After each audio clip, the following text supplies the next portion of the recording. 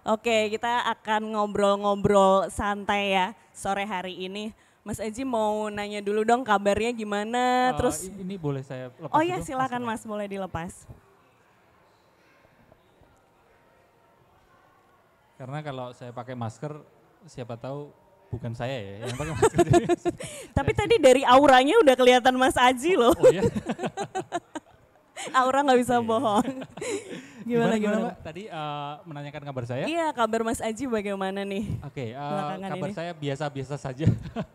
Ya ups and downs, ya kadang naik, kadang nyenengin, kadang juga turun, nyebelin gitu.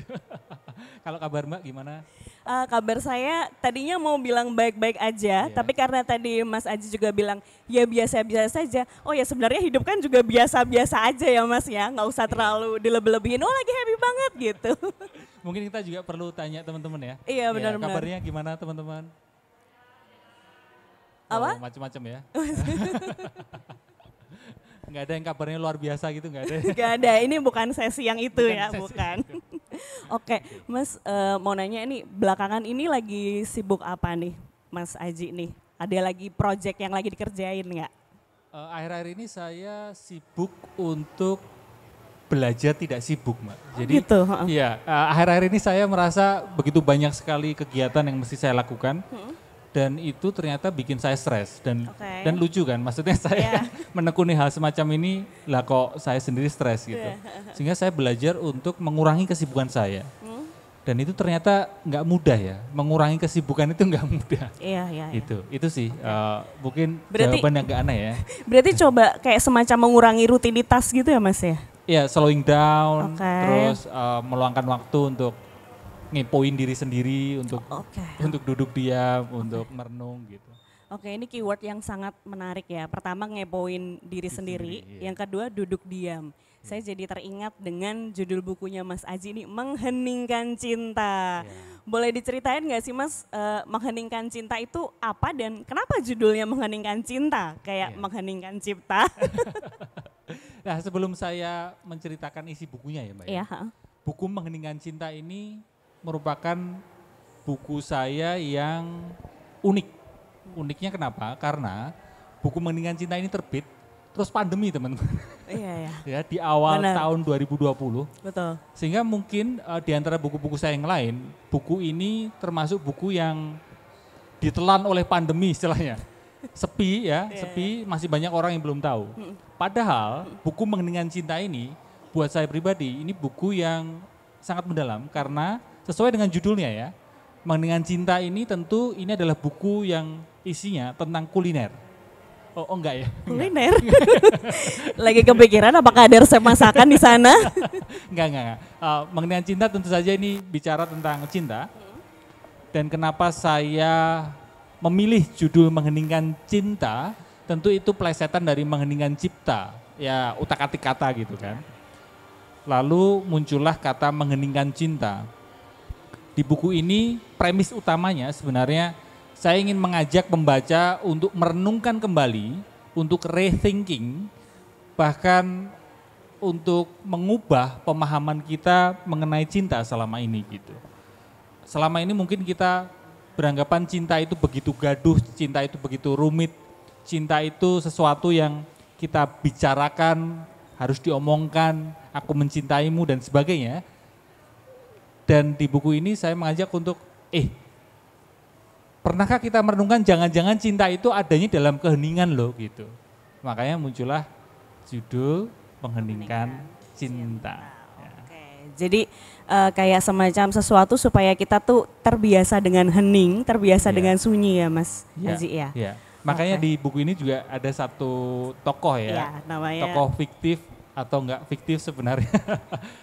Saya beri nama di situ Sunyi. Sunyi.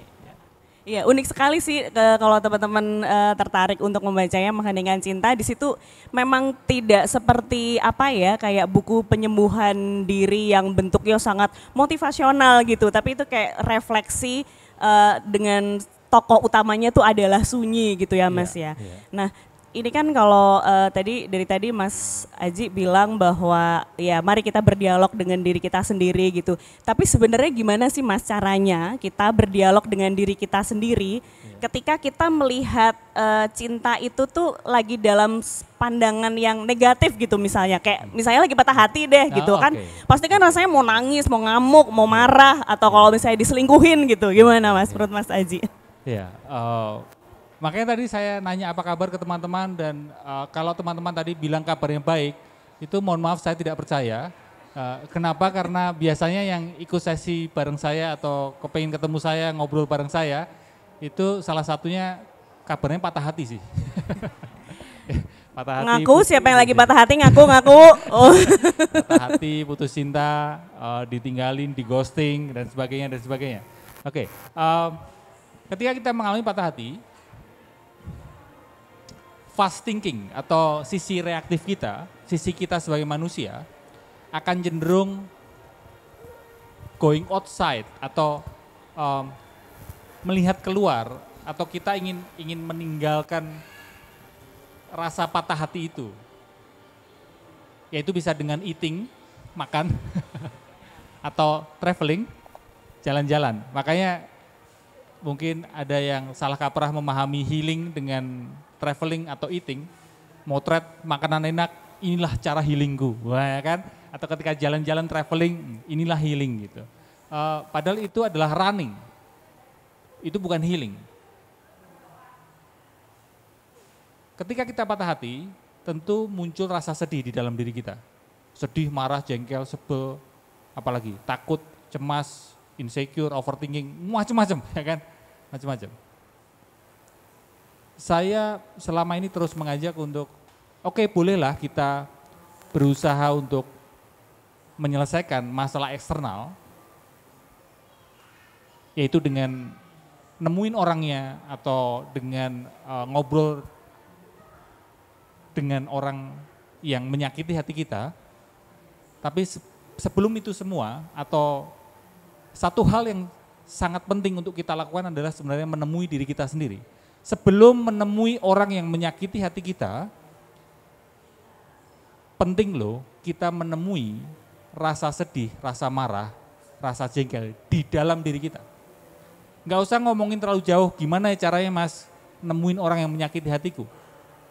Itu nanti dulu, temui dulu rasa sakit hati di dalam dirimu dulu.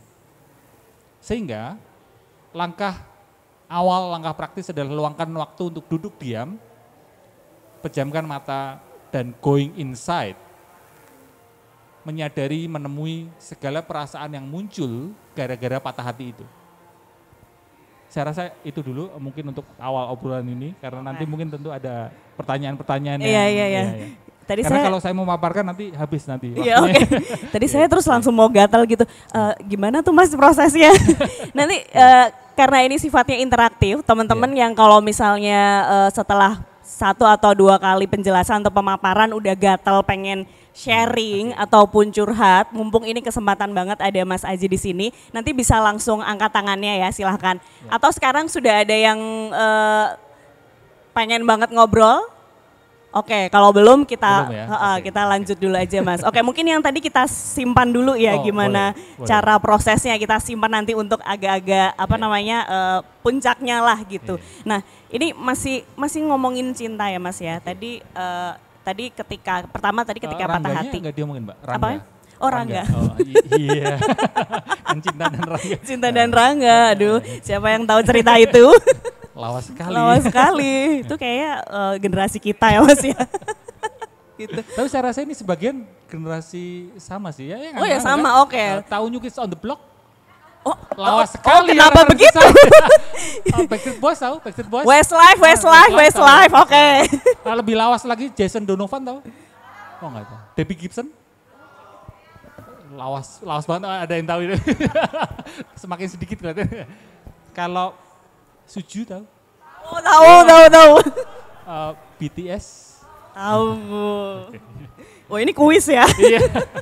Kuis tebak usia ala Mas Aji. Oke. Kembali ke cinta tadi ya? Kembali ke cinta tadi.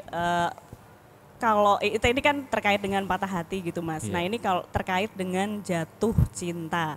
Nah ketika kita jatuh cinta kan kadang tuh ada kondisi di mana kita tuh cintanya sampai sampai cinta banget gitu istilahnya, betul. Nah istilahnya tuh bucin gitu. Nah kebanyakan nih kalau kasus-kasus yang saya lihat atau mungkin di masa remaja saya juga mengalami hal yang sama bahwa kadang tuh perasaan bucin itu tuh kayak membuat kita atau saya tuh jadi nggak terlalu cinta sama diri saya sendiri gitu. Jadi kayak aku ingin mengorbankan segalanya untuk orang yang aku cintai gitu. Meskipun aku tuh berdarah-darah gitu Mas. Nah itu kan sebenarnya nggak sehat ya. Nah itu gimana sih Mas cara mengatasinya supaya kita tuh nggak terjebak dalam situasi semacam itu? Oke. Sore-sore ngomongin bucin, ngomongin cinta, menarik juga ya. Menarik. Senja ngomongin cinta ya ini ya. Sebelum saya menjawab atau merespon pertanyaan tersebut, saya perlu menyampaikan dulu, saya bukan pakar cinta ya. Karena saya sadar saya selalu bodoh di depan cinta. Saya selalu jatuh di depan cinta.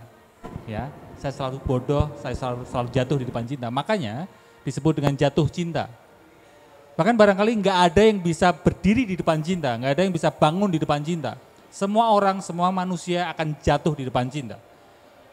Kenapa? Nanti akan saya jelaskan pelan-pelan, kenapa kok ternyata manusia ini perlu jatuh di depan cinta. Jadi gini, bicara soal bucin, lawan dari bucin, antitesa dari bucin adalah membenci seseorang. Misal ini ya, saya sama seseorang. Ada dua kemungkinan yang terjadi relasinya. Pertama adalah bucin, sangat mencintai sekali. Yang kemungkinan kedua adalah saya sangat membenci orang itu. Benar? Dua ekstrim yang berbeda. Satu beneran cinta banget, yang satu sangat membenci. Dan sadarkah bahwa kedua ekspresi itu sangat mencintai dalam arti mencintai versi yang kita pahami ya, sangat menyukai orang tersebut dan sangat membenci orang tersebut. Keduanya adalah ekspresi dari ego kita. The sense of I, si aku di dalam diri kita, itulah ekspresinya, yaitu sangat menyukai, sangat menggenggam erat orang itu, dan yang satunya adalah sangat membenci. Keduanya sama-sama ekspresi the sense of I, si ego. Nah, pernahkah kita merenungkan bahwa sebenar-benarnya cinta itu adalah kondisi, state, di mana tiadanya ego. Ya, ini seringkali menggelitik pemahaman kita mengenai cinta. Sudah bingung teman-teman? Sudah ya, bagus. Kalau ngomongin cinta nggak bingung itu berarti hanya sekedar hal-hal di sifat permukaan. Tapi kalau kita menyelami cinta itu state, kondisi diri kita. Masih banyak orang termasuk saya barangkali punya fallacy itu kesalahan dalam memahami cinta. Kesalahannya begini Mbak, cinta kita pahami sebatas aku mencintaimu atau orang tersebut mesti mencintaiku. Iya. Bahkan kalaupun tidak resiprokal, kita memahami cinta itu dalam ranah doing. Aku mencintaimu, dia mencintaiku. Jadi cinta itu kita pahami sebatas doing. Padahal, pernahkah kita merenungkan, sadarkah bahwa cinta itu adalah state of being. State of being, not doing tapi being. Jadi pertanyaannya bukan sudahkah aku mencintai dia ataupun sudahkah dia mencintaiku, bukan itu pertanyaan mendasarnya. Sebelum bertanya hal itu, tanyalah ke diri kita sendiri, sudahkah kita menjadi cinta itu? Persoalan cinta menjadi rumit, relasi cinta menjadi rumit karena banyak orang menganggap cinta itu adalah doing. Aku mencintaimu, dia mencintaiku. Sebagai predikat, kata kerja, mencintai. Padahal ada hal yang mendasar supaya mengurangi kerumitan relasi cinta, setiap orang mesti merenungkan, sudahkah diri kita menjadi cinta itu sendiri. Bisa dipahami? Jadi cinta itu adalah state of being. Dan banyak diterjemahkan sebagai self love dan sebagainya. Sebelum mencintai, sebelum berurusan dengan orang itu mencintaiku atau tidak, sudahkah kita menjadi cinta itu sendiri? Ketika kita sudah mulai belajar melatih diri kita untuk menjadi cinta itu sendiri, kita tidak akan terlalu mengemis cinta kepada orang lain. Dan saya rasa bucin itu adalah penyebab dasarnya adalah karena ada ketergantungan cinta kepada orang lain. Aku takut meninggalkanmu meskipun kamu sudah melakukan kekerasan kepadaku, aku takut meninggalkanmu karena ada kondisi ketergantungan. Kalau aku tidak sama kamu, terus yang ngasih aku cinta siapa? Jadi bayangin teman-teman, ketika dua orang saling mencintai dan keduanya sama-sama tidak menjadi cinta itu sendiri, sehingga keduanya saling menjadi pengemis cinta kepada pasangannya. Dan itulah yang membuat relasi cinta menjadi rumit karena saling ketergantungan. Sehingga sebelum berbicara soal relasi, kembali lagi, sebelum berbicara soal relasi mencintaimu, kamu mencintaiku, marilah setiap kita bertanya ke diri sendiri, sudahkah kita menjadi cinta itu sendiri? Saya rasa itu yang ingin saya sampaikan. Ya. Speechless. Iya kan, setuju ya. Iya. Langsung blank. Iya. Biasanya akan jadi bingung dan bingung adalah awal dari pembelajaran katanya. Enggak, saya enggak bingung Mas. Saya kayak merasa benar-benar langsung celing gitu karena kan bisa jadi tuh perasaan bucin itu tuh muncul karena kita sendiri atau tangki cinta kita itu tuh nggak penuh gitu. Jadi kayak saya hanya merasa berharga ketika saya mencintai orang lain dan kamu mencintai aku gitu. Padahal enggak, ya itu tadi being ya, padahal itu adalah kondisi, bukan sesuatu yang itu tugas yang harus kita lakukan gitu. Langsung merinding beneran. Iya. Dan sayangnya dunia pendidikan kita dan berbagai kesempatan momen jarang melatih diri kita atau mengingatkan diri kita untuk yuk berlatih menjadi cinta itu gitu. Bagaimana bersikap compassion, bagaimana bersikap welas asih kepada orang, itu tidak pernah dilatih gitu, jarang lah kita dilatih akan hal itu gitu. Oke, tadi kan ada kondisi bahwa aku nggak akan bisa apa-apa kalau kamu nggak mencintai aku atau kalau kamu nggak ada gitu. Tapi ada juga kan kasus-kasus yang misalnya tadi terjadi kekerasan dalam pacaran atau kekerasan dalam rumah tangga, itu tuh dia tidak bisa meninggalkannya dengan alasan kalau saya pergi meninggalkan pasangan saya, siapa yang akan mengubah dia? Kan dia sangat mencintai aku, jadi hanya aku yang bisa mengubahnya. Itu gimana Mas? Kan banyak ya argumen-argumen gitu. Oke. Ketika seseorang berada di situasi yang abusive relationship misal, dan dia tidak mau untuk meninggalkan pasangannya, itu banyak faktor. Kita tidak bisa menghakimi satu faktor, ya. Banyak faktor, banyak penyebab, banyak kondisi yang membuat seseorang nggak bisa keluar dari abusive relationship, ya. Tapi yang kita bicarakan di sore ini hanya mungkin sebatas satu sisi, satu faktor. Salah satunya tadi ya tentang ketergantungan. Lalu yang kedua adalah mungkin yang saya sebut dengan superhero syndrome. Superhero syndrome adalah merasa bahwa ya kalau nggak aku yang menyelamatkan dia, terus siapa yang menyelamatkan dia? Ya biarkan Avengers saja yang menyelamatkan.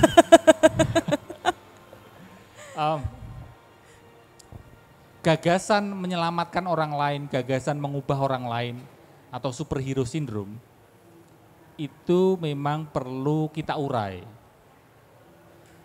Kita sebagai manusia perlu membantu orang lain, tapi di satu titik ada batas di mana kita sadar bahwa yang benar-benar bisa mengubah seseorang adalah ya dia sendiri. Ya. Di bidang saya Mbak, di tempat saya berkarya, di ranah saya berkarya, juga rentan muncul superhero syndrome ini.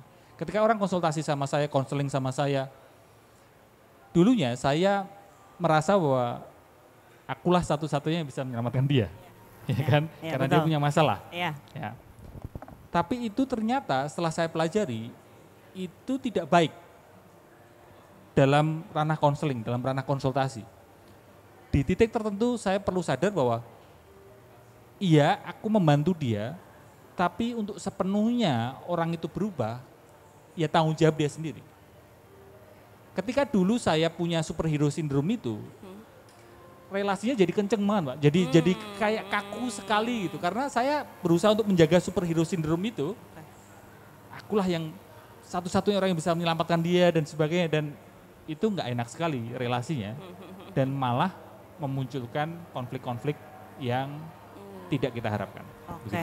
Jadi malah justru akan menambah berbagai macam sakit hati karena ada itu tadi ya persepsi-persepsi yang pada dasarnya menyesatkan gitu ya Mas. Superhero syndrome Superhero syndrome. Iya. Oke. Padahal setiap orang bertanggung jawab atas dirinya sendiri dalam bicara soal dia berubah atau tidak, diri kita berubah atau tidak itu ya tanggung jawab kita sendiri. Orang lain hanyalah yang membantu kita gitu. Oke. Ini benar-benar harus di bold italic gitu bahwa setiap orang bertanggung jawab terhadap dirinya sendiri, benar ya Mas ya? Dan itu menakutkan saya rasa. Buat diri kita sendiri kayak menakutkan. Kita sendiri pun juga mengharapkan ada orang lain yang nunjukin jalan kita. Ada nah orang bener lain, Mas, ya kan? iya benar gimana? Di sisi yang lain, kita juga berharap ada orang lain yang mengubah diri kita. Iya. Dan anggapan itulah yang membuat hidup kita nggak happy. Karena selalu menunggu orang itu untuk datang dan mengubah menyelamatkan diri kita. Dan itulah yang membuat relasi juga menjadi rumit. Kita berharap pasangan yang mengubah, menyelamatkan diri kita. Maka memang perlu kemandirian, perlu keberanian dan kerendahan hatian. Ketika dua orang bersatu, mungkin menjalin hubungan atau menikah, dua orang ini masing-masing perlu punya keberanian dan kerendahan hatian bahwa aku sendiri yang bertanggung jawab atas kebahagiaanku. Oke. Itu. Ya. Ini kayaknya setiap statement tuh masih tepuk tangan deh. Ada yang mau curhat? Hah? Oh oke, di sebelah sana. Oke. Silakan. Oh. Tapi biar lebih, boleh silakan. Iya. Tapi biar lebih nyaman gitu, mungkin nanti yang bertanya atau yang curhat perlu ini ya menjaga curhatnya jangan sampai kebablasan. Oh iya. Oke. Karena mungkin teman-teman yang lain juga perlu curhat ya, nanya gitu. Dan ini mancing yang lain sebenarnya biar ngomong. Oke, boleh. Iya. Penasaran Mas, kan kemarin itu sempat ada statement yang cukup viral dari kalangan public figure ketika dia jatuh cinta itu sebenarnya dia takut karena kalau jatuh cinta tuh bisa out dan itu bakalan misalnya all out jatuh cintanya bisa sangat gitu, cuman feedbacknya kadang-kadang bisa destruktif ke diri sendiri. Nah menurut Mas Aji itu kayak gimana? Oke. Ketika kita jatuh cinta bisa Kebablasan lah maksudnya. Jadi bucin itu tadi ya. Bucin banget, terus sebenarnya ya ketika timbal baliknya nggak menduliin timbal balik dari orang lain, cuman kita tuh yang penting jatuh cinta, tapi sebenarnya destruktif kan pikiran kayak gitu. Nah, untuk bisa bikin position diri kita sendiri untuk nggak segitunya gimana? Oke, terima kasih. Dengan Mbak siapa? Via. Mbak Via. Dengan Via, iya. Boleh tepuk tangan buat Mbak Via? Nah, gantian saya yang minta tepuk tangan. Biar rata ya tepuk tangannya. Ya, oke. Kita perlu menyelidiki diri sendiri ya. Sampai mau ngomong menyelidiki, Sri Mulat sekali ya saya. Menyelidiki ya. Jadi susah. Menyelidiki diri kita sendiri. Kita menjalin hubungan dengan orang, kita mencintai orang, itu dasarnya apa sih sebenarnya gitu? Apakah karena kita takut kesepian? Sehingga kita berusaha untuk mendapatkan pasangan? Apakah karena kita melarikan diri dari rasa sepi di dalam hati kita, maka kita berusaha sekali mendapatkan pasangan? Kalau memang seperti itu dasarnya, maka relasinya akan cenderung tidak sehat. Kenapa? Karena akan ada tuntutan dari diri kita, menuntut pasangan, menuntut kondisi untuk kamu sebisa mungkin jangan bikin aku kesepian dong gitu. Dan tuntutan-tuntutan ini yang kadang membuat jadi sumpek gitu, relasi jadi penuh, jadi kayak nggak nyaman. Dan seperti kata Mbak Via tadi, mungkin terus kita jadi too much, ya, berlebihan. Karena yang sering terjadi ya, ini sebatas orang-orang yang cerita ke saya, cukup banyak loh orang yang sudah menikah dan merasa kesepian. Bahkan barangkali di atas 50% orang yang sudah menikah itu masih merasa kesepian. Dan barangkali teman-teman di sini yang sudah menikah juga merasakan hal serupa, yaitu merasakan kesepian. Dan itu wajar, kenapa? Karena rasa sepinya kan di dalam. Kita berusaha mendatangkan orang, kita berusaha menjalin hubungan orang lain, itu kan sifatnya eksternal.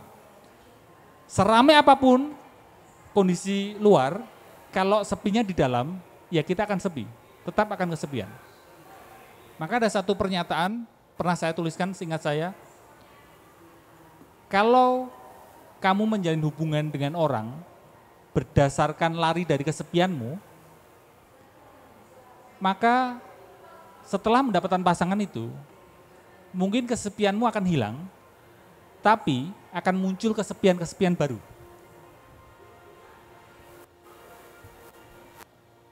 Dan senyesek itu memang hidup ini.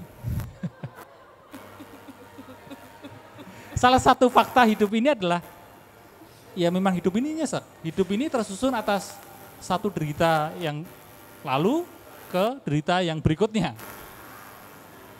Fakta hidup ini salah satunya adalah tentang derita itu. Sehingga saya menyarankan, tidak bisa sepenuhnya sih, tapi setidaknya untuk bisa menjalin hubungan yang sehat, enggak toxic relationship, kita perlu berlatih untuk nyaman dengan rasa kosong dan rasa sepi di dalam diri kita.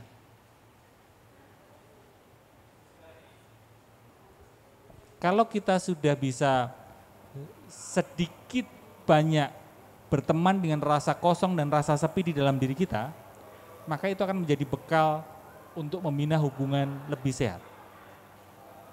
Ya, saya rasa itu dulu respon saya ya. Oke. Nanti mungkin bisa dielaborasi lebih lanjut. Iya, oke. Ya. Ada yang mau curhat lagi? Oke. Silakan Mbak.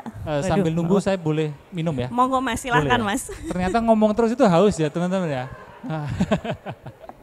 Halo Ya. Mas Aji, selamat sore. Selamat Mas sore. Aji ini kedua kalinya saya nonton, maksudnya ngedengerin apa ya, pencerahan dari Mas Aji dan selalu terima kasih. kayak jadi kayak gitu, terus jadi kayak banyak banget kayaknya yang mau diomongin gitu ya. Tapi kan malu kok di tempat umum gini ya, kesannya curhat banget. sedikit. Ini sih lebih kayak ke trauma, menyembuhkan luka lama, supaya enggak, karena kan selalu ada masalah setiap dari manapun itu, nanti larinya akan ke trauma masa lalu terus. Kayaknya yang disalahin si traumanya ini, kayaknya karena dulu kayak gini deh, kayaknya karena selalu kayak gitu.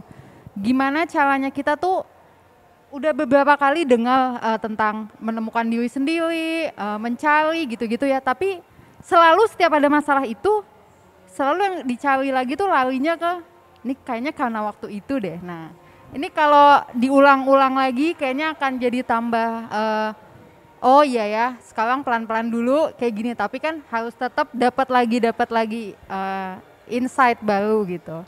Segitu aja, sebenarnya banyak, tapi nanti dulu aja deh. Disimpan dulu ya. Iya. Iya, terima kasih Mbak Terima Wan. kasih. Tepuk tangan buat Mbak Wan. Wan. Oke. Tentang trauma, tentang batin yang terluka karena mengalami satu kejadian di masa lalu.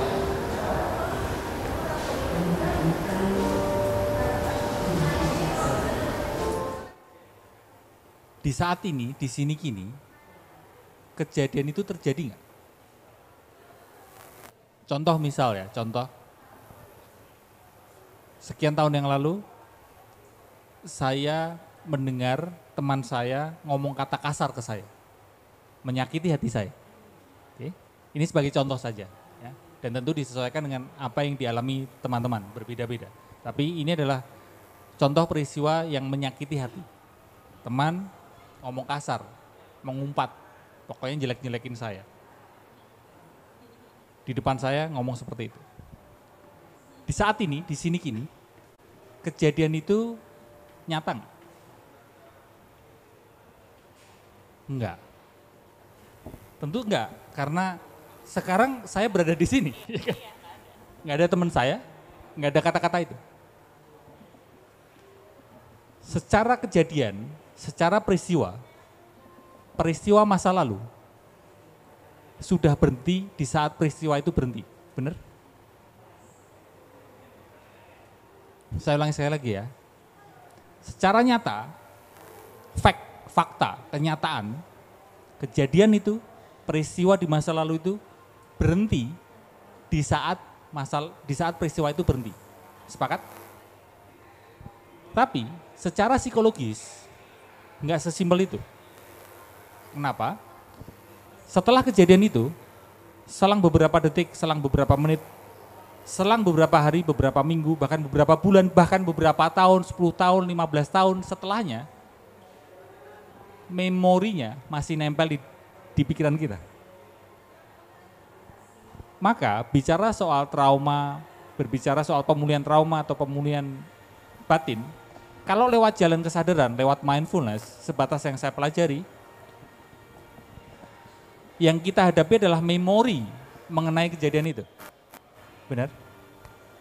Sekarang ini, teman saya nggak ada, kata-kata itu nggak ada, nggak saya dengar. Tapi di kepala saya memunculkan memori-memori itu mengenai kata-kata kasar itu. Saya masih ingat peristiwanya di situ, momennya seperti apa, teman saya pakai baju apa, masih ingat di kepala saya. Lalu apa yang perlu kita latih? Kalau lewat jalan kesadaran, lewat jalan mindfulness, kembali ke latihan esensinya. Luangkan waktu duduk diam, pejamkan mata, dan temui memori itu. Tidak perlu dimuncul-munculkan, karena memori itu akan muncul sendirinya. Duduk diam, mata terpejam, memori itu muncul, sadari saja. Dan di nothing, jadi di note, disadari, oh thought, just thought, oh itu pikiran,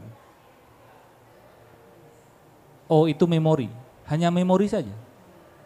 Semakin kita menyadari, maka jeratan memori itu, attachment terhadap memori itu akan mengendur. Dan ketika semakin mengendur, maka memori itu tetap muncul barangkali, tapi kita tidak melekat lagi pada memori itu. Jadi pulih bukan berarti lupa. Meski memori itu muncul lagi, tapi relasi kita dengan memori itu lebih gentle, lebih ramah, lebih loose, maka itulah pulih. Jadi berlatihlah untuk menemui pikiran dan perasaan di dalam diri. Tapi nggak semudah itu, Mbak. Iya. Kenapa? Karena di era sosial media, di era gadget, kan lebih enak ngepoin sosial media, bukan? Daripada harus duduk diam, Iya, benar. meluangkan waktu untuk melihat ke dalam. Dibandingkan sejenak hening ya, kita kayak mencari sejenak riuh supaya lupa. Padahal ternyata ketika kita scrolling timeline itu tetap aja tuh nempel pikiran sakit hatinya tadi. Iya, karena kita sangat takut untuk menemui memori itu. Sehingga kita terus mencari kesibukan apapun untuk mengalihkan diri menemui ingatan itu. Dan bagaimana kita bisa pulih kalau kita terus melarikan diri. Jadi sebenarnya teman-teman, ini renungan buat kita semua termasuk saya. Kita ini kan cenderung menyibukkan diri kita sendiri kan. Nggak ngapa-ngapain aja, kita langsung buka handphone, ngepoin rumah tangga orang lain misalnya kan. Buka handphone, ngomentarin ini. Kita ngelihat hal-hal di luar diri kita dan setiap kesibukan itu, ingat ini, setiap kesibukan kita itu untuk menutupi rasa sakit kita. Setiap gerak kita nggak jenak untuk diam, kita selalu dikit-dikit bergerak, dikit-dikit menyibukkan diri, karena itu semua dalam rangka menutupi rasa sakit kita.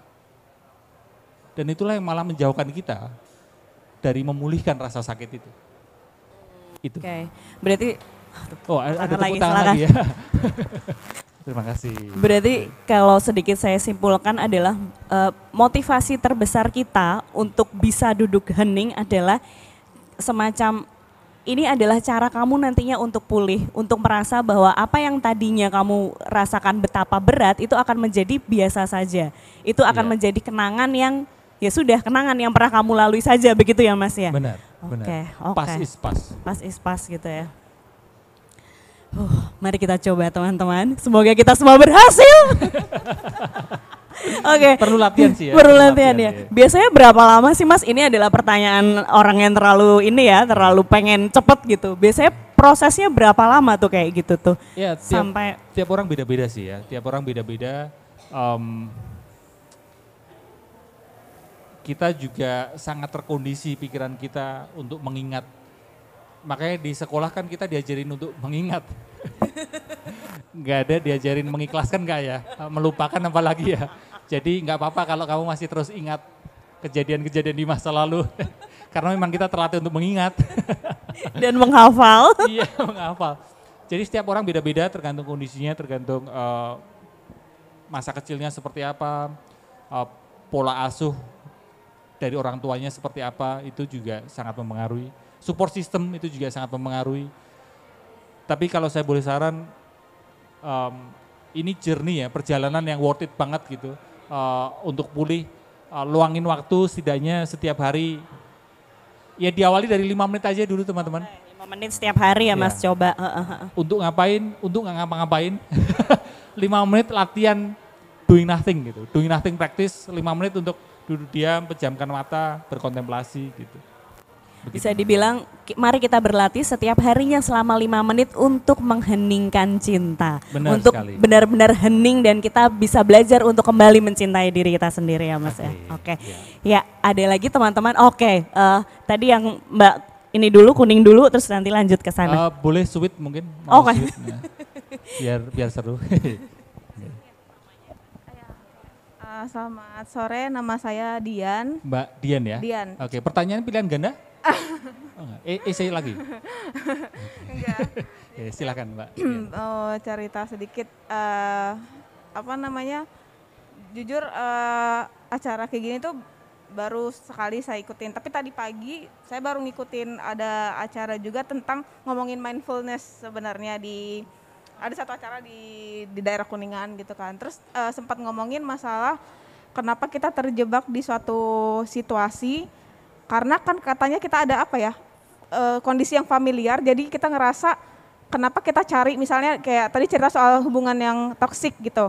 Kenapa patternnya sama gitu, polanya sama, terjebak itu lagi karena katanya kita familiar. Nah, yang ingin saya tanyakan gimana sih caranya kita apa ya? Ngerasa supaya kita tuh bisa terlepas dari situ, menghilangkan, meyakinkan diri gitu bahwa hal familiar itu kalau tidak baik ya sudah lepaskanlah dan menyambut apa namanya orang yang baru yang datang ke kita yang mau memperjuangkan kita walaupun tidak terasa familiar tapi kita mau gitu berusaha menyambut yang hubungan sehat itu gitu. Jadi misalnya saya di posisi hubungan sebelumnya tuh toksik mulu. Datang orang baru yang bisa menawarkan hubungan yang relasi yang sehat. Cuman karena saya nggak familiar, saya ngerasa pantas nggak sih saya sama orang ini gitu. Gitu sih. Gimana caranya supaya saya bisa menyambut orang yang sebenarnya baik ini. Cuman karena saya nggak familiar, saya ngerasa saya nggak pantas atau gimana gitu. Terima kasih. Oke, terima kasih Makasih Mbak Dian. Mbak Ya, Dian. silakan Mas. Boleh tepuk tangan dulu buat Mbak Dian Mbak ya. Dian. Kurang lebih pertanyaannya mengenai comfort zone ya. Jadi kita sudah nyaman dengan satu kondisi. Meskipun kondisi itu nyebelin, nggak ngenakin, tapi kita lebih memilih kondisi yang comfort ya, karena sudah berulang, sudah terbiasa, ada ketakutan untuk berpetualang atau melakukan hal yang baru gitu, atau mencoba situasi baru. Mending ini aja lah, meskipun dia ngeselin, meskipun dia toksik, tapi kan udah terbiasa daripada mesti berisiko menjalin hubungan yang baru, begitu ya. Iya, memang kita manusia termasuk makhluk yang sangat takut meninggalkan comfort zone.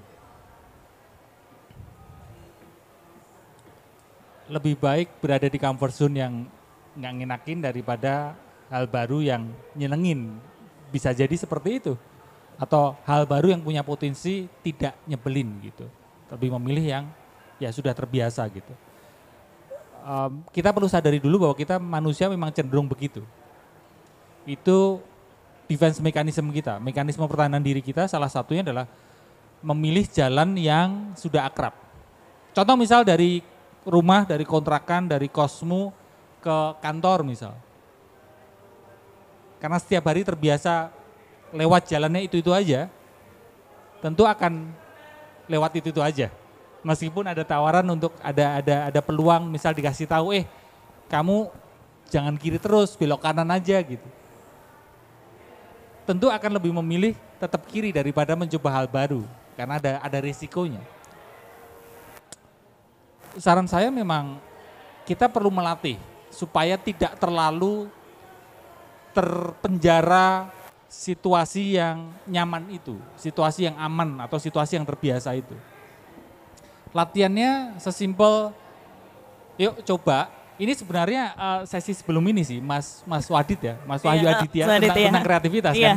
Kreativitas adalah mencoba hal baru, menantang diri kita untuk mencoba hal baru, supaya kita tidak terlalu terjerat tadi jebakan yang terbiasa monoton. Jebakan rutinitas gitu ya Mas ya. Makanya latihannya mungkin mulai besok, kalau selama ini selama ini kamu sisiran pakai tangan kanan, coba sisiran pakai tangan kiri. Kan nggak apa-apa juga. Mengubah kebiasaan yang selama ini terus kamu lakukan, kamu patahin gitu. Kamu mencoba hal baru, belajar hal baru. Sehingga kamu terbiasa, setidaknya terbiasa untuk, ternyata hal yang baru itu nggak terlalu menakutkan ya. Ternyata nggak apa-apa juga ya meninggalkan rutinitas kebiasaan yang cek. Sebenarnya ini mungkin baterainya habis atau cara pegang saya mesti cek. Cara pegangnya tidak boleh rutin. Oh ya, harus pindah-pindah gini. Nah, ini ada salah satu cara untuk menantang saya supaya tidak terbiasa. Begitu ya Mbak ya, jadi tidak perlu terlalu membenci diri sendiri kalau kita terjebak dalam, oke, terima kasih. Cek. Ini yang baru saja ngasih mic ini inspirasi terbesar, terbanyak untuk menulis mengenai cinta. Ya, ini istri saya. Dan kembali ke tadi, jadi memang sadari dulu bahwa kita memang seringkali terjebak dalam situasi yang nyaman, terbiasa, meskipun itu ngeselin gitu. Latih diri untuk mencoba hal-hal baru. Begitu Mbak. Oke, terima kasih Mas Aji. Kita akan lanjut ke penanya selanjutnya, tapi sebelumnya ya, ini ada pesan sponsor. Teman-teman yang hadir di sini, silahkan story acara kita hari ini, terus disertai dengan kesannya. Nanti bisa mention @bentangpustaka, @mengheningkan cinta, bisa juga mention Mas Aji. Nanti oleh panitia akan dipilih 3 stories. Nggak tahu ya apa terbaik atau terpilih lah, pokoknya nanti akan mendapatkan merchandise yang akan dikirim langsung oleh Bentang Pustaka. Oke, terima kasih. Apalagi kalau bisa mention Friendster saya ya. Friendster saya enggak. Saya langsung mana mesin waktu. Oke, cek. Oke, terima kasih banyak. Saya Noni. Noni. Nano Oscar Nano India. Oh ya. Oke, Noni. Kebetulan dari tadi Mas Aji memang menyebutkan kita praktis, latihan, praktek di kehidupan sehari-hari. Karena memang sebenarnya teori ini adalah latihannya di kehidupan sehari-hari. Dan alhamdulillah memang kebetulan saya belajar tentang diri sendiri sudah sejak 2014. Dan ketika latihannya, praktisnya itu memang berat banget Mas Aji. Nah, akhir-akhir ini saya nontonin YouTube-nya Mas Aji. Kemudian mumpung gurunya ada di sini, sebenarnya saya banyak questioning ketika nonton YouTube atau baca tweetnya Mas Aji. Salah satunya itu mengenai yang tadi adalah mindfulness, sadari emosi yang hadir. Dan saya mohon diluruskan kalau memang pemahaman saya salah. Mas Aji mention bahwa sadari emosi yang hadir tanpa melabeli emosi itu. Nah, saya agak bingung karena kalau misalkan saya lagi marah ya saya akan melabeli, oke, ini saya marah. Saya harus menghadapi itu saat marah. Oke, saya sedih, oke saya kecewa, oke saya dan lain sebagainya. Label yang saya pahami adalah itu, label kecewa, marah dan lain sebagainya. Kalau tanpa label itu nanti bagaimana, seperti apa? Mungkin ilmu saya juga belum setinggi Mas Aji, jadi saya juga perlu nanya nih maksudnya seperti apa. Jadi mudah-mudahan bisa tercerahkan dengan Mas Aji. Terima kasih. Terima kasih Mbak Noni. Tepuk tangan buat Mbak Noni. Ya. Kalau di sesi saya memang sering saya ajak untuk tepuk tangan Mbak. Oh gitu. Supaya ini mengembalikan energi anak-anak ya. Oh, waktu iya, benar, kita benar. TK dulu kan kegiatan kita cuma tepuk tangan, nyanyi, Iya, iya. makan, tidur siang ya. Makan lagi, main, Dan tepuk tangan lagi antusias ya. terhadap banyak hal ya, makanya dikit-dikit Iya. tepuk tangan karena Benar, antusias ya. itu. Anak kecil lebih mudah bahagia ya Iya, dibandingkan kita orang dewasa ya. Karena orang dewasa seperti kita sudah mikirin cicilan KPR, sudah mikirin tentang mantan, sudah mikirin tentang keributan netizen ya. Oke, Yuk. kembali ke pertanyaan tadi. Terima kasih pertanyaannya Mbak Noni dan memang cukup banyak yang bertanya ke saya terkait hal ini, yaitu Ji, gimana latihan menyadari emosi tanpa melabeli emosi, tanpa memberi nama emosi. Saya belajar psikologi itu dari perkuliahan, jadi bukan sebatas belajar dari buku, self-help dan sebagainya, tapi memang saya dari perkuliahan. Dan karena saya dari perkuliahan, saya belajar banyak pendekatan, variasi pendekatan. Oleh karena itu saya menghormati, mengapresiasi pendekatan-pendekatan yang mengajak kita untuk kalau kamu mau memulihkan emosimu, kalau kamu mau mengendalikan emosimu, maka kamu mesti memberi label, memberi nama emosi itu. Teman-teman mungkin pernah mendapatkan ilmu atau nasihat seperti itu. Untuk bisa mengontrol emosimu, untuk bisa mengendalikan emosimu atau untuk memulihkan, menenangkan emosimu, ya kamu mesti tahu perasaanmu itu apa, mesti ada label. Oh ini sedih, oh ini kecewa, oh ini iri, oh ini kecewa, oh ini cemburu, oh ini gembira, oh ini macam-macam. Ya. Tapi kalau teman-teman kepingin tahu pendekatan ilmu yang saya pelajari, yaitu ilmu kesadaran, ilmu mindfulness, sebatas yang saya alami dan pelajari, itu malah mengajak kita untuk berlatih hanya menyadari tanpa memberi label, tanpa memberi nama, tanpa menghakimi itu pikiran negatif atau pikiran positif, tanpa menghakimi itu perasaan negatif atau perasaan positif. Ya. Jadi memang berbeda. Kalau pendekatan mindfulness malah mengajak kita sekali lagi tidak memberi nama, tidak melabeli, dan tidak menghakimi. Sehingga ketika kita menyadari pikiran dan perasaan atau emosi itu, kita bisa sepenuhnya menyadari pikiran dan perasaan itu. Karena kalau kita memberi nama, memberi label, membuat kita tidak bisa menyadari pikiran dan perasaan itu seapa adanya pikiran dan perasaan itu. Contohnya gini, misal saya sekarang ini membawa setangkai bunga. Kelihatan teman-teman bunganya? Enggak lah ya, ini enggak ada bunganya nih teman-teman.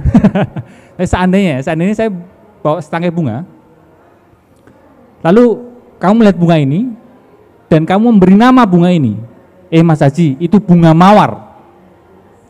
Saya mau tanya, dasarmu memberi nama bunga ini itu berdasarkan apa? Tentu saja berdasarkan data memori di pikiranmu, bukan? Karena sekian tahun yang lalu saya diajarin, saya tahu bahwa kalau bunga dengan ciri-ciri seperti ini, ciri-ciri seperti itu, maka itu adalah bunga mawar. Benar? Kalau begitu itu bukan melati, Mas, itu mawar. Jadi kamu memberi nama bunga ini sebagai bunga mawar itu berdasarkan data memori masa lalu. Benar? Dan tahukah kamu, seketika kamu memberi nama bunga yang saya bawa ini bunga mawar, seketika itu kamu tidak sepenuhnya melihat bunga ini.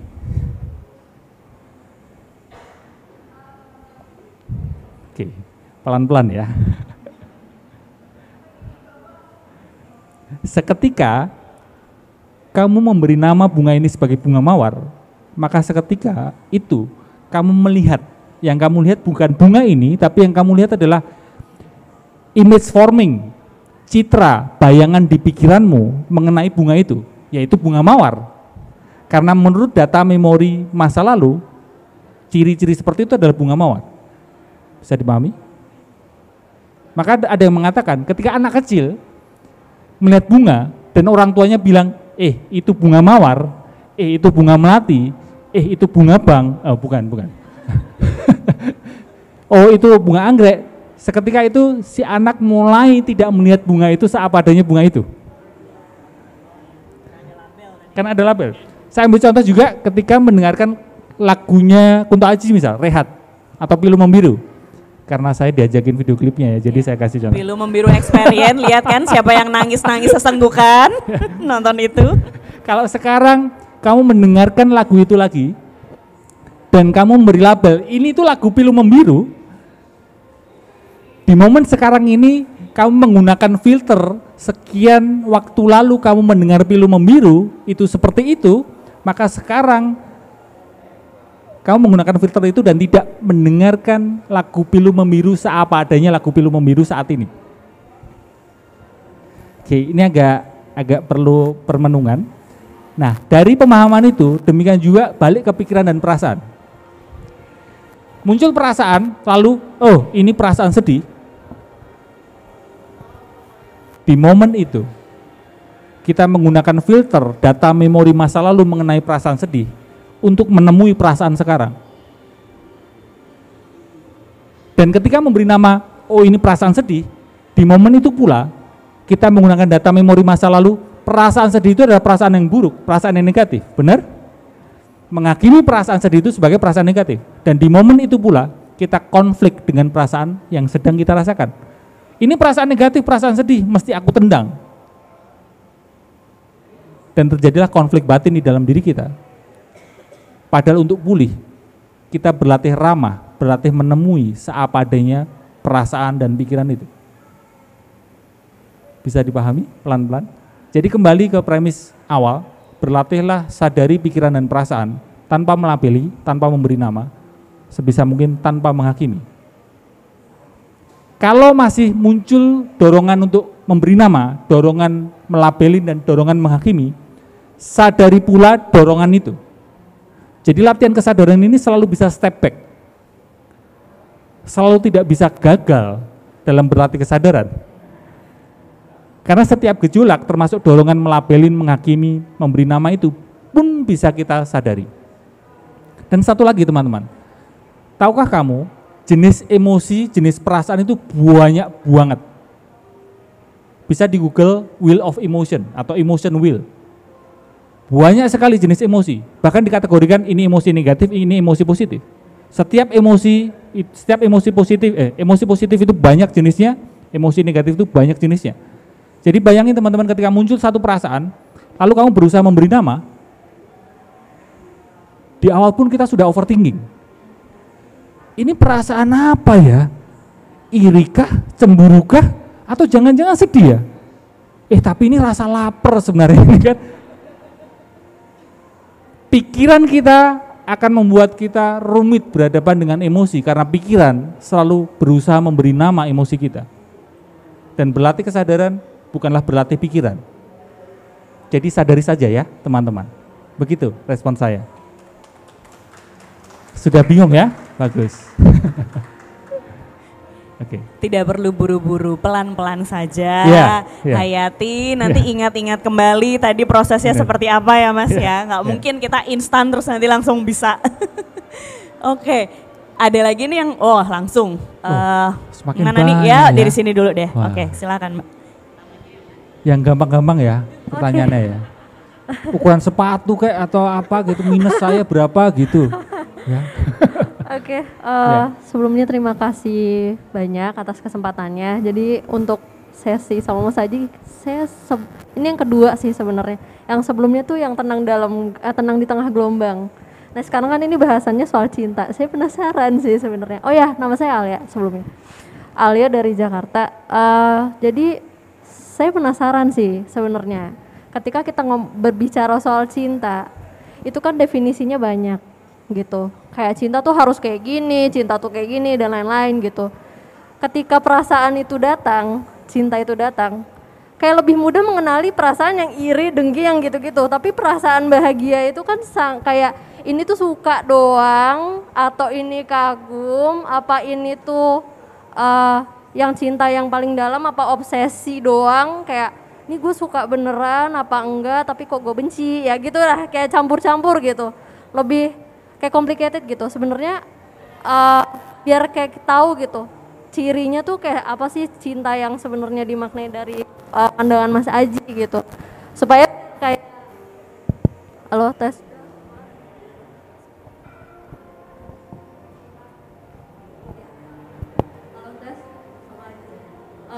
tapi lebih ke gimana sih pandangan cinta tuh seperti apa supaya kita tuh tahu gitu dan bisa menerima perasaan itu datang gitu. Kayak biar nggak ada perasaan yang tadi campur-campur sama benci gitu. Ini beneran cinta, oh ada orang yang mencintai saya ya ternyata gitu. Itu tuh gimana sih? Makasih. Makasih Mbak Alia. Makasih, tepuk tangan boleh. Atau kita mau nyanyi dulu boleh ya? Nyanyi. Silakan Mas Ya. dipandu. Kalau Balonku ada saya yang 5, mandu nanti runtuh ini. Ya, balonku ada 5 atau pelangi-pelangi gitu. Oke, cinta itu sebenarnya gimana ya? Definisinya gimana gitu? Ciri-cirinya gimana gitu ya Mbak ya? Nah itu Mbak. Saya juga nggak tahu soalnya. Karena semua tafsiran berupa kata yang menjelaskan cinta itu bukanlah cinta itu sendiri.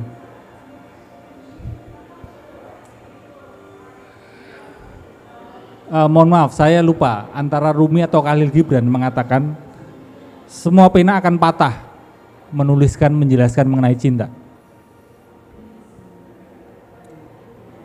Jadi ketika saya bilang, oh cinta itu ciri-cirinya begini, cinta itu adalah begini, definisinya begini, itu semua bukan cinta.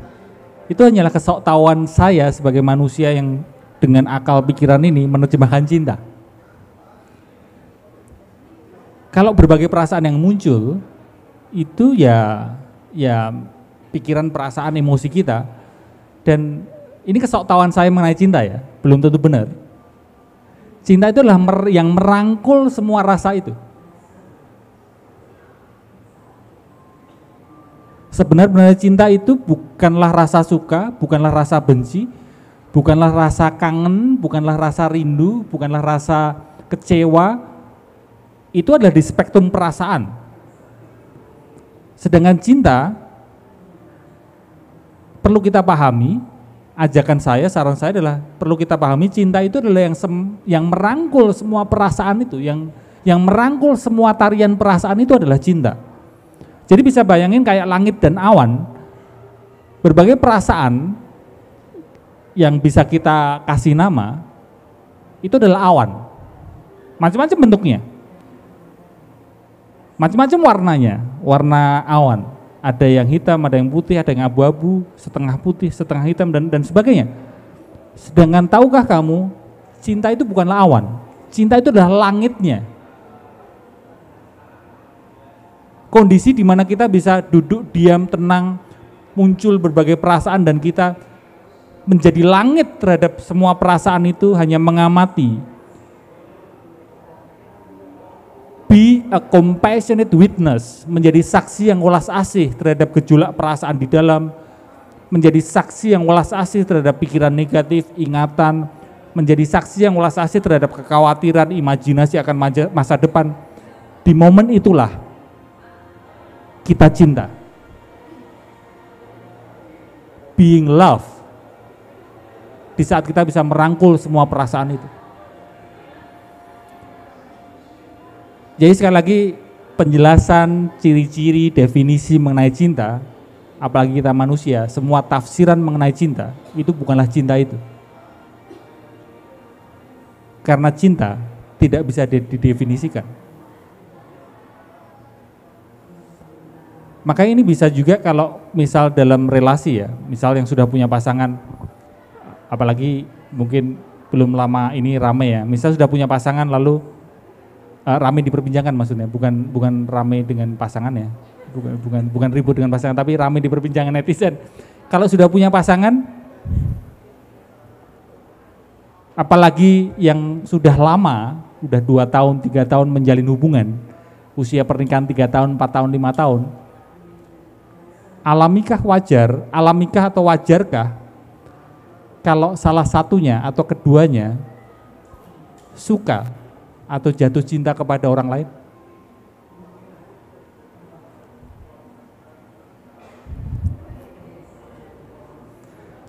Buat yang menjalin hubungan sudah lama, kalau kita mau benar-benar jujur menyadari pikiran dan perasaan kita, pernahkah kamu menyukai dan mencintai orang lain selain pasanganmu?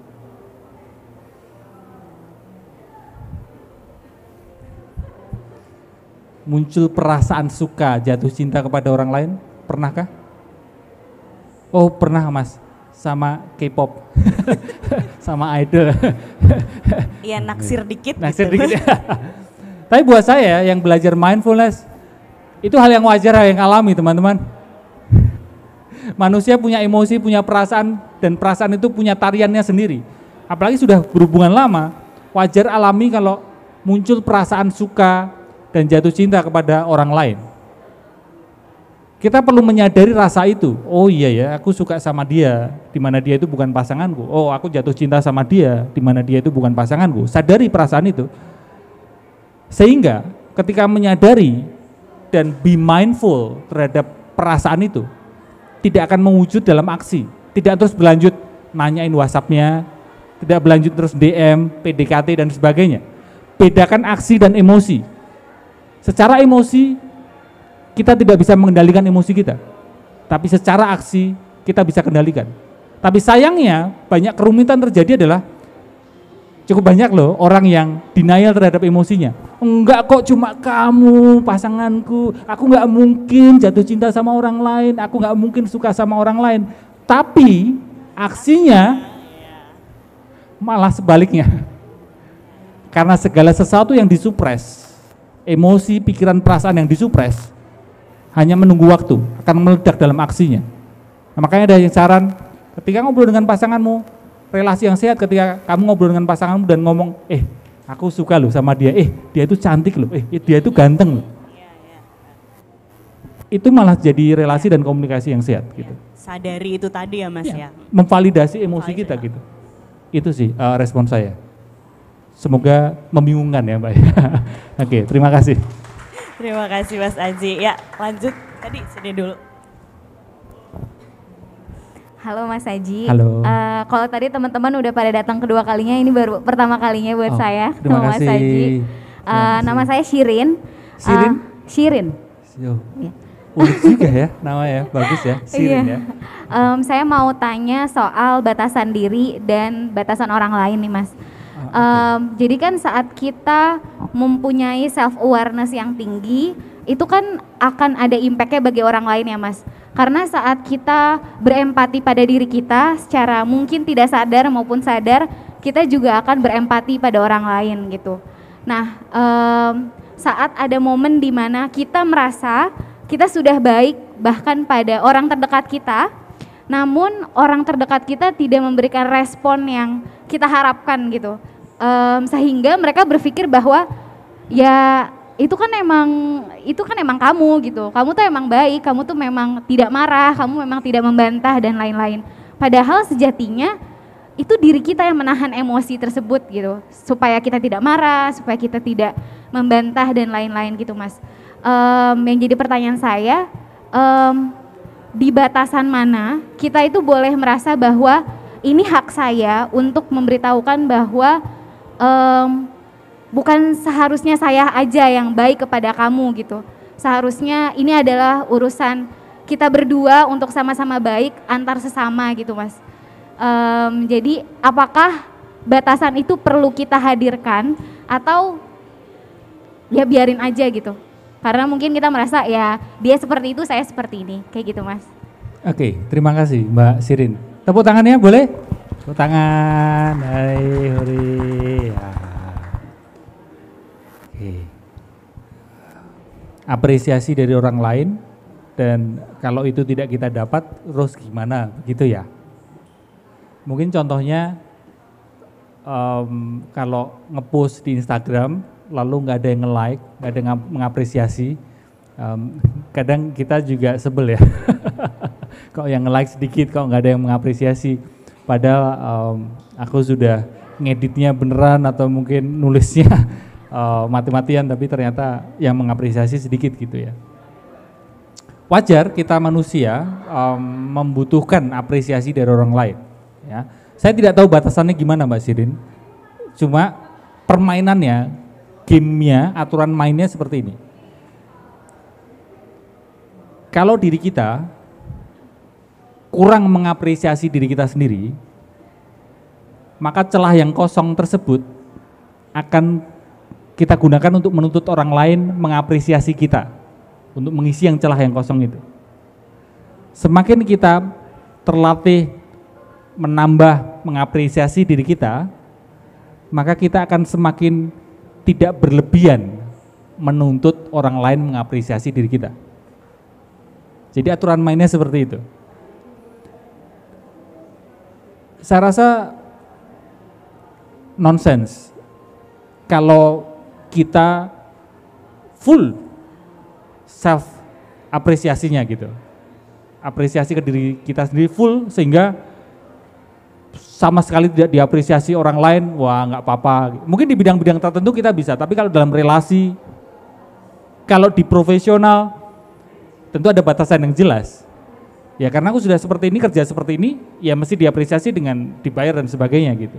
Kalau di relasi, kita juga tidak mungkin bisa sekaku itu seperti di dunia kerja. Tapi di relasi pun juga saya rasa tidak bisa se-full itu. Kalau aku full kok apresiasi ke diriku sendiri, maka kamu ya nggak perlu mengapresiasiku gitu. Itu saya rasa kalau memang kita bisa seperti itu, di punggung kita sudah ada sayapnya sih, malaikat maksudnya. Selama kita masih manusia, masih ada rasa ingin diapresiasi orang lain. Barangkali berbeda juga kalau hubungan ibu dengan anak. Ya, ibu seringkali sama sekali tidak menuntut apresiasi dari anak. Aku sudah gini, sudah gitu. Meskipun mungkin ada sebagian orang tua ya, tidak menutup mata, ada sebagian orang tua ketika anaknya dewasa juga menuntut apresiasi dari anaknya, ya kan? Tapi dari berbagai aspek itu perlu kita pahami aturan mainnya itu. Kita perlu berlatih mengapresiasi diri kita supaya kita tidak berlebihan menuntut orang lain mengapresiasi diri kita. Praktisnya gini, contohnya, ini yang terus saya pelajari, yang terus saya latih. Konten-konten di sosial media saya, contoh di Instagram, itu termasuk latihan saya mengapresiasi diri saya sendiri. Sampai belibet ya. Jadi kalau saya bikin konten atau nulis, itu ya yang saya suka. Saya suka melakukan itu. Jadi kalau nggak ada yang mengapresiasi sekalipun, nggak ada yang nge-like sekalipun, ya nggak apa-apa. Karena target saya melakukan yang saya suka. Ya kalau ada yang nge-like, ada yang repost, ya itu bonus lah gitu. Tapi bukan target utama gitu. Jadi permainannya seperti itu ya. Berlatihlah mengapresiasi diri. Kalau batasannya saya tidak tahu karena setiap orang tentu ada batasannya dan berbagai beda relasi, beda batasan. Gitu ya Mbak Sirin ya. Oke. Makasih. Terima kasih Mas. Ya. Mari kita ke penanya selanjutnya. Ini kita sampai jam 11 malam. Saya mau bilang ini disclaimer, ini penanya terakhir ya Mas untuk sore hari ini. Saya nggak apa-apa sih, maksudnya saya ngalir aja, menikmati saya. Oh. Selamat sore Mas Haji. Sore. Perkenalkan nama saya Syafira. Syafira. Ya. Sirin Syafira. Ini pertama kali saya ikut sharing sessionnya Mas Aji secara offline. Oh. Sebenarnya di Tempo kemarin saya sudah daftar, tapi saya nggak bisa hadir karena ada sesuatu. Okay. Tapi namanya rezeki ya Mas, akhirnya saya ketemu ke sini tanpa sengaja, makanya saya telat datang, mohon maaf. Yang ingin saya tanyakan Mas, dari tadi beberapa pertanyaan mbak-mbaknya itu sangat, sebenarnya saya juga pengen tanyakan tapi udah ditanyain duluan. Ada pertanyaan terakhir karena ini penutup pertanyaan. Nah, ini kan mengenai mencintai, mengheningkan cinta ya Mas ya. Mencintai diri sendiri juga termasuk ya di dalamnya.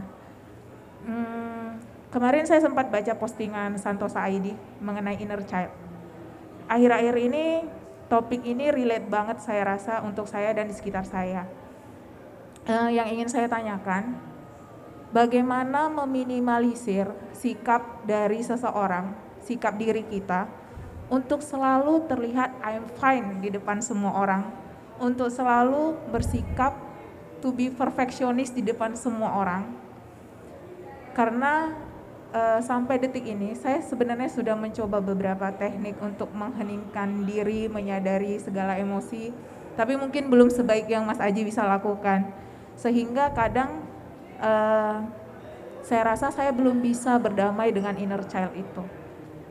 Kira-kira hal apa yang saya bisa lakukan untuk meminimalisir sikap terlihat baik-baik saja di hadapan semua orang, padahal kenyataannya belum tentu baik, untuk selalu terlihat sempurna dalam hal apapun, padahal terkadang itu sangat melelahkan. Terima kasih Mas. Oke, terima kasih. Tepuk tangan buat Mbak Syafira ya. Di momen-momen tertentu kita perlu pakai topeng. Ya. Misal di kantor, misal di forum-forum tertentu, di peristiwa atau di satu tempat tertentu, ketika ditanya apa kabar, ya kita selalu bilang baik, bukan?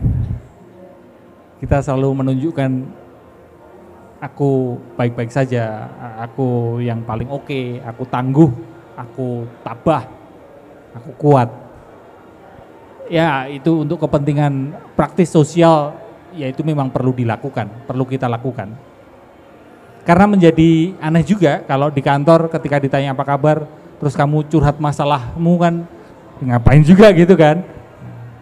Maka di momen-momen tertentu kita perlu berpura-pura tangguh, berpura-pura baik-baik saja. Cuma itu bikin capek, benar. Kalau terus-terusan begitu bikin capek. Maka saran saya, tips saya, kita perlu ngeluangin waktu dalam satu hari, ya tadi 5 menit, 10 menit setiap hari, untuk kita jujur pada diri sendiri. Jadi ada semacam waktu, safe space yang kita ciptakan sendiri untuk jadi diri kita sendiri. Ketika muncul rasa sedih, ya beri ruang kepada kesedihan itu. Ada rasa aku nggak tangguh, beri ruang terhadap perasaan nggak tangguh itu. Aku capek, aku pengen nangis, berilah ruang untuk menangis. Tapi kalaupun di momen itu nggak muncul rasa menangis, ya jangan terus dinangis-nangisin ya. Oh kok saat ini aku pengen tersenyum ya, berilah ruang untuk tersenyum. 5 menit, 10 menit, ciptakan safe space untuk dirimu sendiri. Setelah itu, atau sebelum itu, di luar safe space, di luar waktu itu, ya kita kembali menjadi manusia yang makhluk sosial, yang mesti ada adjustment, ada penyesuaian, bagaimana kita mesti memakai topeng. Tapi memang perlu digarisbawahi, kalau kita terus-terusan memakai topeng itu capek. Dan kita di sini bertemu, kita bisa selaras bertemu di sini karena sebenarnya tanpa sadar diri kita mengakui aku capek ya. Gitu. Ya. Mana suaranya yang capek? Lambaikan tangan.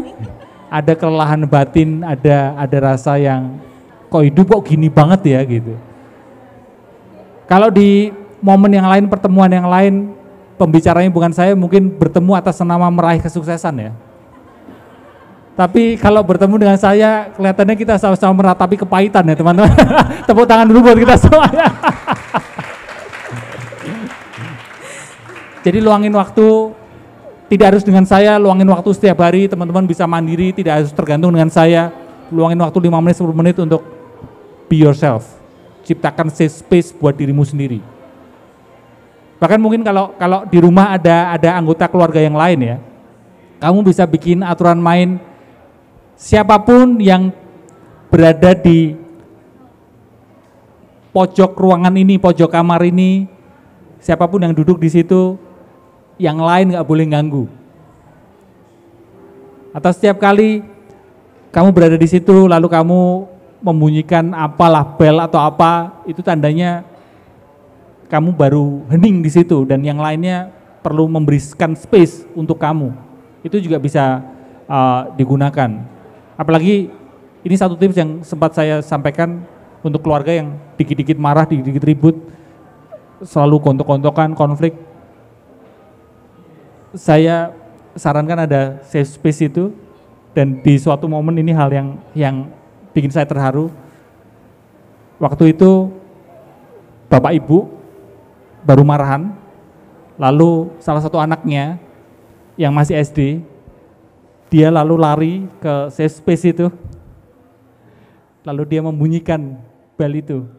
Bapak ibunya mendengar, menengok si anak yang berada di safe space itu, si anak duduk di situ, dan dia mengatakan kepada bapak ibunya secara tidak langsung bahwa aku perlu ruang untuk menenangkan diri. Dan di momen itu bapak ibunya lalu menghentikan konfliknya. Dan semenjak itu mereka bersama belajar untuk bisa terampil menghadapi emosinya gitu, menghadapi emosi masing-masing. Itu sih sedikit cerita dari saya dan tips dari saya. Semoga membantu ya teman-teman. Tadi saya udah hampir berkaca-kaca loh Mas, karena yang bagian anak itu tadi. Iya. Itu rasanya kayak sesuatu yang menghentak gitu, bahwa dia memberikan pernyataan itu, pernyataan secara gentle ya, secara lembut. Iya. Oke. Bagaimana teman-teman? Malam minggu yang sangat ini ya, sangat mindful. Ini enggak pada malam mingguan? Ya ini malam mingguan di sini Mas. Oh malam mingguan di sini ya? Oh, oke. Terima kasih sudah malam mingguan di sini bareng saya. Iya. Oke, teman-teman, mungkin bagi teman-teman yang pengen mengenali kembali apa itu proses hening, mengheningkan cinta, mungkin kalau di sini ada yang belum membaca bukunya Mas Aji yang judulnya Mengheningkan Cinta. Kebetulan tadi saya dapat bisikan dari panitia, tadi pagi bukunya ada di display di situ, tapi ternyata udah habis Mas. Kayaknya tadi ada yang beli siang tadi. Jadi mungkin kalau teman-teman masih pengen banget mendapatkannya, nanti bisa kunjungi laman mizanstore.com, atau kalau di marketplace Shopee dan Tokopedia itu ada Mizan Store, itu nanti bisa didapatkan di sana. Masih tersedia juga di online gitu. Karena nanti teman-teman juga mungkin bisa menyambangi Instagramnya Mengheningkan Cinta, dan di situ ada cukup banyak orang-orang yang komen-komen di sana dan share pengalamannya mereka bagaimana setelah membaca buku itu. Karena terus terang, bukan karena saya bekerja di Bentang Pustaka juga ya, tapi saya membaca buku Mengheningkan Cinta itu adalah proses yang membantu saya menyembuhkan diri dari perasaan patah hati. Bukan hanya patah hati terhadap cinta kepada seseorang, tapi patah hati terhadap keinginan yang belum tercapai, terhadap apapun. Ya patah hati itu kan seperti cinta ya, pada dasarnya luas gitu. Bahkan ini Mbak, peristiwa pandemi itu buat saya sepertinya kita patah hati pada hidup ini gitu. Iya benar Mas. Kita jadi berkurang kepercayaan kita akan hidup ini gitu. Iya. Dan itu sebaiknya kita pulihkan gitu. Bener ya teman-teman yang pada ngangguk ya. Ya. Mari kita bareng-bareng bersama belajar untuk percaya lagi akan arus dan tarian kehidupan ini gitu. Begitu. Oke, Ya. baik. Terima kasih banyak Mas Makasih. Aji sudah berbagi bersama kita semua. Ya, terima kasih makasih. banyak juga Terima kasih, kepada semua teman-teman teman-teman. di sini. Terima kasih. Untuk kita Ya. semua. Mari kita berdiri dan bertepuk tangan bersama-sama Boleh, makasih. untuk mengakhiri sesi ini. Makasih.